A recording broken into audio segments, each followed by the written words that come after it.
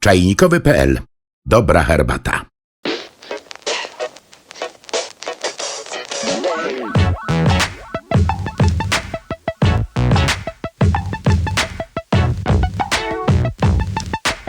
Bawarka to herbata z mlekiem. Każdy na pewno pił, każdy wie, ale nie wszyscy orientują się, jak złożona i długa może być historia właśnie bawarki i skąd ta nazwa, dlaczego bawarka. Pewnie się nieraz nad tym zastanawialiście.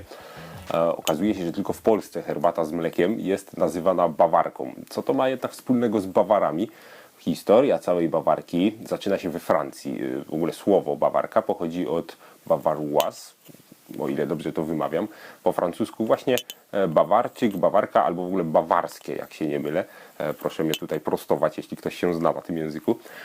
To wzięło się od tego, że emigrant z Sycylii, Francesco Procopio, otworzył kawiarnię w Paryżu w 1688 roku i zaczął tam przyjmować książęta bawarskie, które bywały właśnie w stolicy Francji.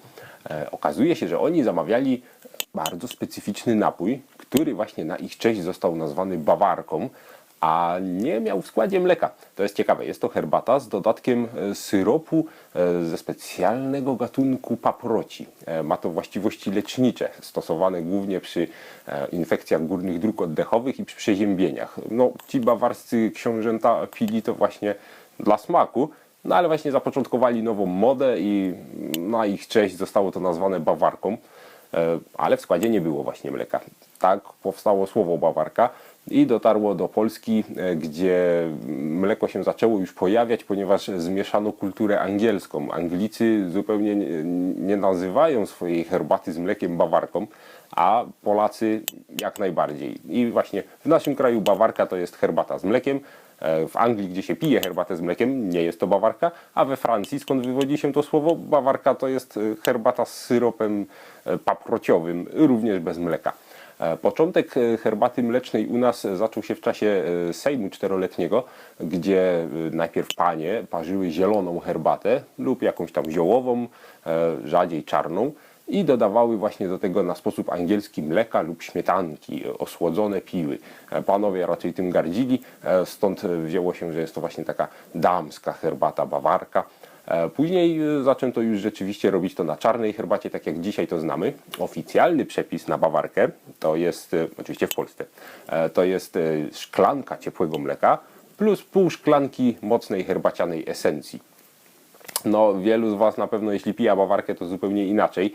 Zwykle zabielamy ją mlekiem tak jak kawę. Dodajemy niewielką ilość mleka właśnie do herbaty i no jest jej zdecydowanie więcej. Wręcz łyżeczka, dwie mleka, tylko nikt nie daje szklanki mleka na pół szklanki esencji. Jest też taki pogląd w Polsce, że bawarka to jest napój kobiet karmiących piersią. No, okazuje się, że to oczywiście bardzo odżywcze i zdrowe, ale zupełnie nie wzmaga laktacji. Więc no jest to nieprawda, ale jakoś tak się przyjęło, że picie dużych ilości mleka jakby no, służy paniom, które karmią. No ale możecie ciągle ten pogląd jeszcze spotkać. Możecie też spotkać jeszcze coś takiego jak ukropek. To jest bardzo fajna rzecz. Ukropek to zalecało się w dawnych czasach, żeby piły to dzieci oraz osoby chore, tak do śniadania. A ukropek to nic innego jak po prostu wrzątek z dodatkiem cukru i mleka. Czyli po prostu taka jakby bawarka, ale bez herbaty, tylko z wrzątkiem. No jest to odżywczy i zdrowy napój dodający energii z rana do śniadanka, ale nie wiem, czy jeszcze ktokolwiek coś takiego pija. Każdy chyba jednak tę herbatę tam zaparza. Tak czy inaczej w Polsce z ukropka przez Sejm Czteroletni i zieloną herbatę docieramy do naszej takiej typowej bawarki, która tak naprawdę bawarką nie jest. Anglicy swoją herbatę z mlekiem przygotowują na śniadanie najczęściej, choć 5 o'clock to też taka typowa angielska herbata mleczna, ale właśnie angielska mieszanka śniadaniowa bardzo komponuje się dobrze z mlekiem i do śniadania angielskiego, ciężkiego śniadania idealnie pasuje. English Breakfast Tea, bo o tym właśnie mowa, to mieszanka herbat czarnych.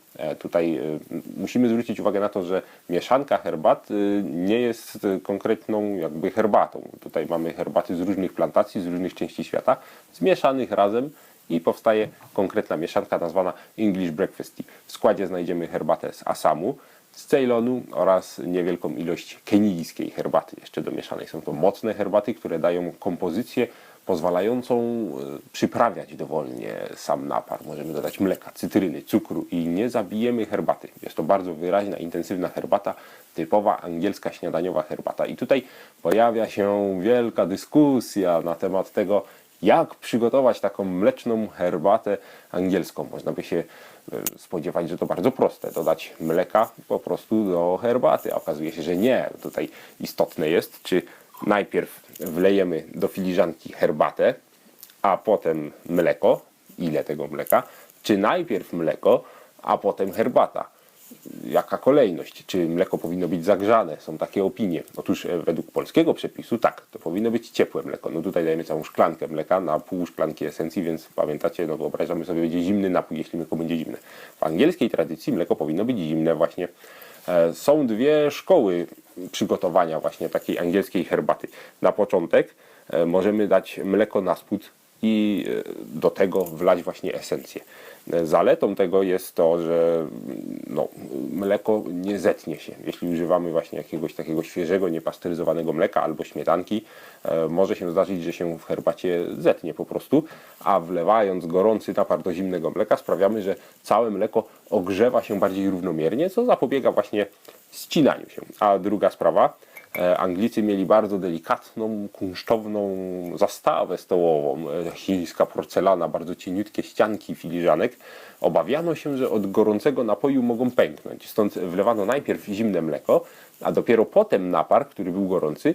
Dzięki temu temperatura rozkładała się bardziej równomiernie, no i herbata nie mogła sprawić, że filiżanka pęknie. No, a druga szkoła, czyli najpierw herbata, potem mleko. Tutaj również są zalety, bo łatwiej kontrolować ilość mleka. Kiedy już wlejemy to mleko, możemy przesadzić, będzie za dużo, będzie niedobre. A tak wlewamy ile chcemy.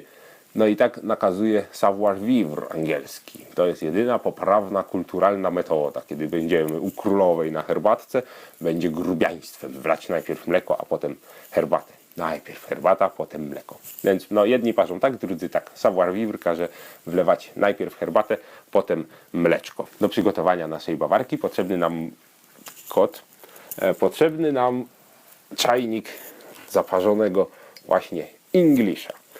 Bierzemy filiżankę, koniecznie ze spodkiem, żeby było savoir-vivre'owo.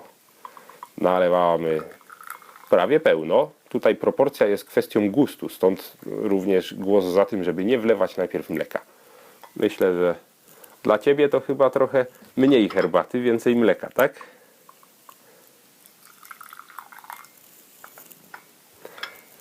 A następnie mleko. Dolewamy mleka, ile kto lubi.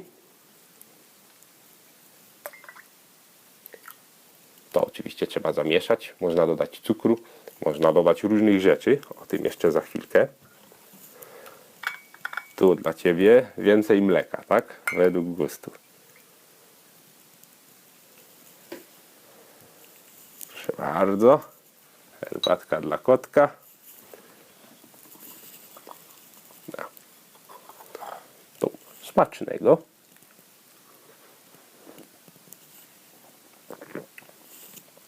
Wyśmienita, tradycyjna angielska herbata z mlekiem. Choć niektórzy wolą czyste mleko, nieskalane herbatą. Można zrobić bawarkę na wiele sposobów. Tu oczywiście standardowo cukier, choć zaleca się podawać go osobno. Nie wypada już podać posłodzonego, no bo to wiadomo, kwestia gustu, ile kto chce i czy w ogóle ktoś chce. Z kolei możemy przyprawić to korzennymi przyprawami, na wzór indyjski. Popularne są dodatki cynamonu na przykład. Warto zwrócić uwagę, że najbardziej wykwintna wersja bawarki posiada w składzie jeszcze żółtka kurzych jaj oraz cukier puder. Jest słodzona w ogóle cukrem pudrem. Tradycyjnie początki bawarki wiążą się z tym, że dodawano różnego rodzaju alkoholu. Wspomniane polskie damy, które właśnie pijały na zielonej herbacie taką bawarkę, dodawały araku. Popularna jest również nawet z czerwonym winem, choć w Anglii często dodaje się sherry.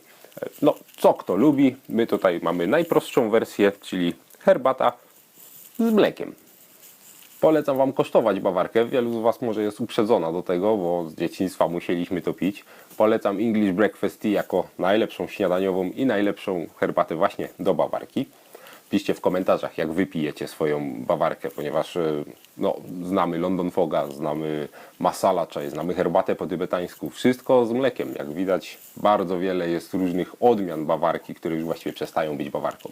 Piszcie, jak wy lubicie, jak wy znacie, jak wy pijecie, jakiej używacie herbaty, czego dodajecie. Bardzo jesteśmy ciekawi. Do zobaczenia na czajnikowy.pl.